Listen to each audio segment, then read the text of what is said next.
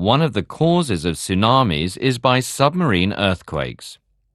One plate subducts under the other. Over time, pressure builds up. When the pressure exceeds the strength of the rock breaks and displaces. An earthquake then occurs. Water is forced violently towards the surface. Waves form as the water breaks the surface. A tsunami is created.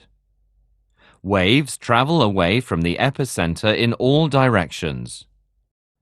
A tsunami wave can travel very fast, up to almost 1,000 kilometers an hour.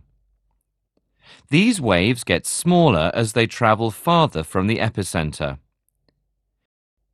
If you were in a ship in deep water, you might not even notice these waves.